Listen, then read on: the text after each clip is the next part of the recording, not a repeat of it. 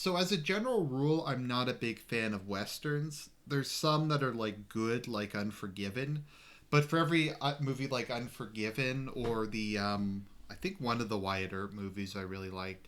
For every one of those, you have like Cowboys and Aliens, or like some other just unwatchable garbage like The Lone Ranger. So I went into this movie not really expecting anything. It was super long too. It's over 2 hours long, and I'm like, how can this be good? And I'm like, okay, sure, you got Kurt Russell, you got Lily Simmons, you got a number of like good actors. The trailer looked good, but how good could this movie be? And like about 10 to 20 minutes in, I immediately loved this movie. I'd really recommend watching it. It's an interesting kind of mixture of horror and western, which is a genre I haven't seen much, but it kind of naturally goes together. So this movie is super based. It's all about like men being men. It's all about like honor.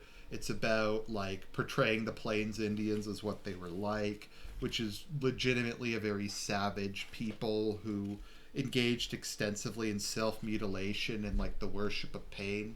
Like I've read books on this, and it's not really an exaggeration. Ritual mutilation was extremely common in their culture, as was self torture as a way of proving your manhood. So this movie just says screw the PC bullshit.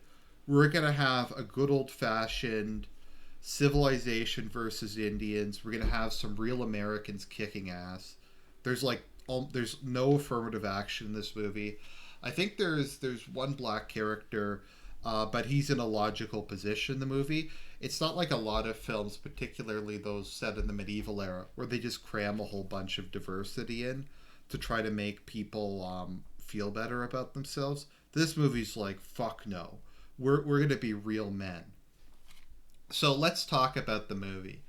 So the main character is Arthur O'Dwyer. So he's a foreman. I'm not sure exactly what his job was, if he's a fur trader or he works in a mine or something, but he works out in Wyoming.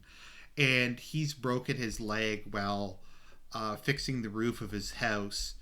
And yeah, so he's broken his leg. He's held up in his home with his super hot QT wife, Lily Simmons. I am a big Lily Simmons fan. I think she's a very attractive woman, and I tend to like her in whatever she's in. So it's interesting because it's interesting to see a movie in which marriage is positively portrayed. He has a very good relationship with his wife. The sheriff has a very close relationship with his wife. Chicory, the older guy, is a widower, but he remembers his wife very fondly. It's strange to see a positive portrayal of marriage, and the way that like they aren't together for a lot of time in the movie, but the way that Arthur and his wife interact is he's definitely the boss of the family, but he's very kind and loving towards his wife, and he will listen to her, etc. And there's kind of a cute scene where when he was in Wyoming, he wrote her a love letter, and she's like, I just like you to read it to me, and she's kind of taking care of him in his convalescence.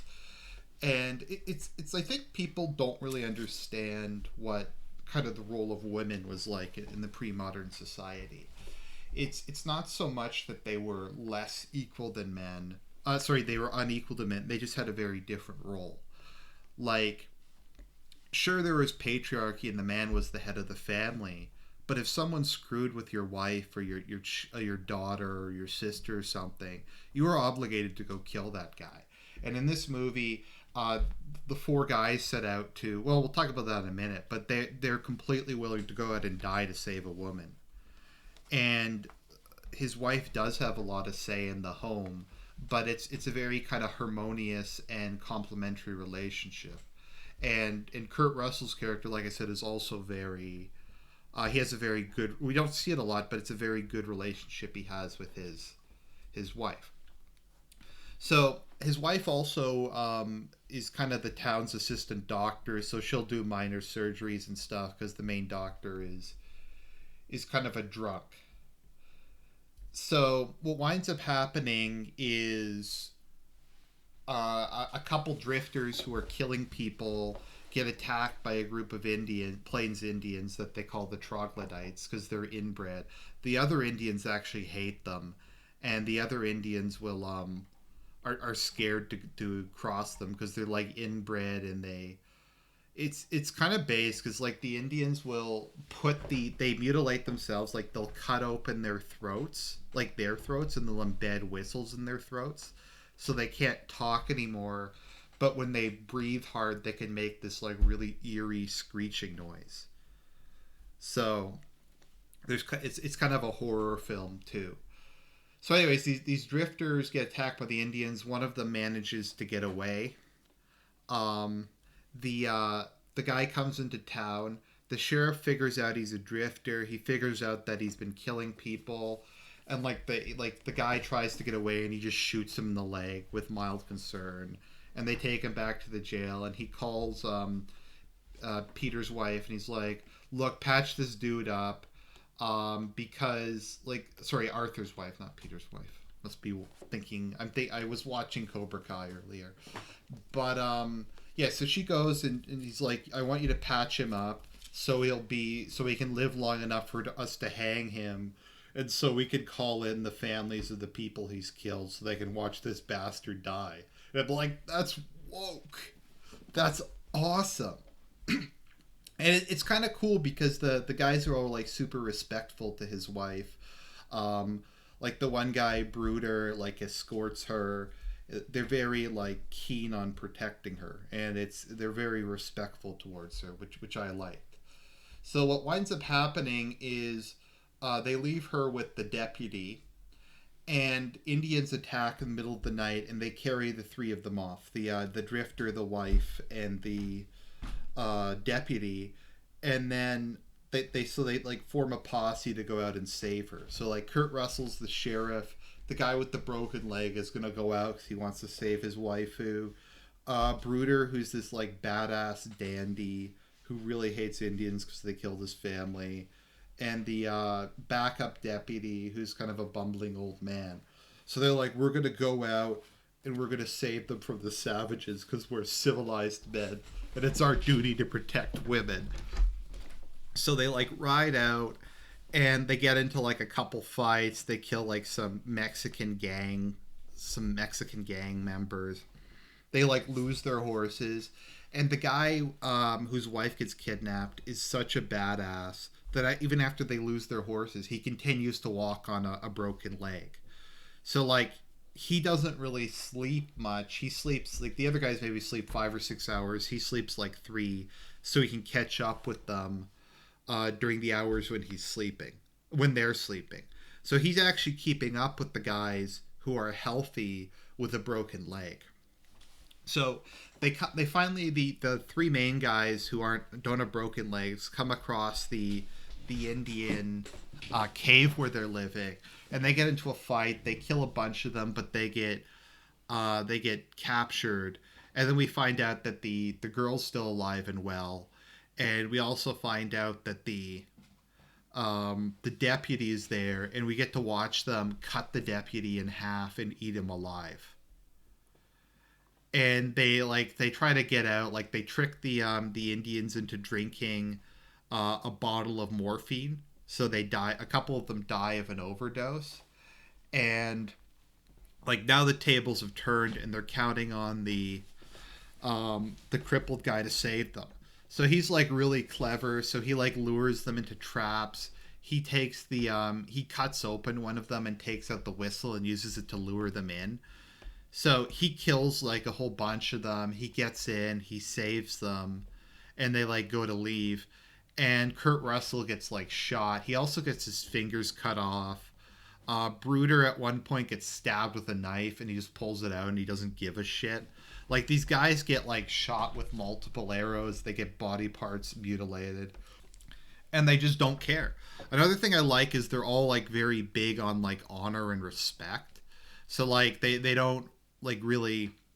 There's a couple times where they like yell at each other, but then they immediately apologize. One of the interesting things about Westerns is people had much better vocabularies back then.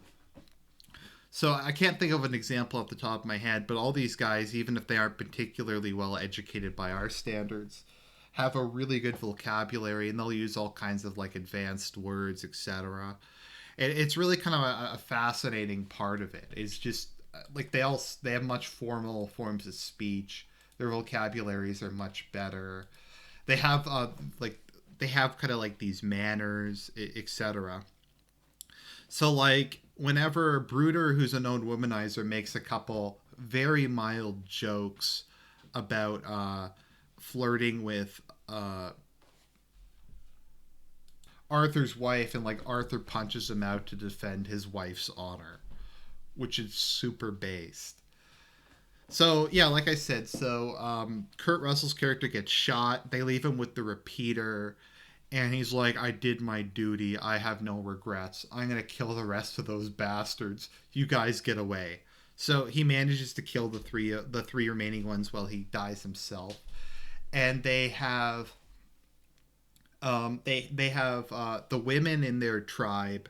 They've blinded them and crippled them, and they just kind of exist as baby factories to produce more of the inbred clan. So they like succeed in getting away, etc. And the film just kind of stops. It doesn't really end. So I loved this movie. This movie was great. It was like all about masculinity, honor, respecting women, fighting savages on the frontier. It's rare to see a film that's like politically incorrect and well crafted. And there's just a lot of good chemistry between the cast. The characters are very well written. It's a little it's a little, I guess you could say, slow in parts, but they really did a good job conveying just how physically demanding the whole trip was. In particular, they focus a lot on how just difficult Arthur is having walking on his leg, and you can just see like the sheer triumph of the will and how his determination leads him to success. And Kurt Russell just does a great job as the honorable sheriff, etc. It's just nice to see a movie where men act like men, and you don't have all this bullshit where everybody's an asshole. That's kind of a problem I have with a lot of movies. Everybody's a sociopath, everybody's an asshole. But in this movie, everybody's just like a frontier man being a frontier man. So I highly recommend Bone Tomahawk. It is based. It's a great time. Go watch this movie.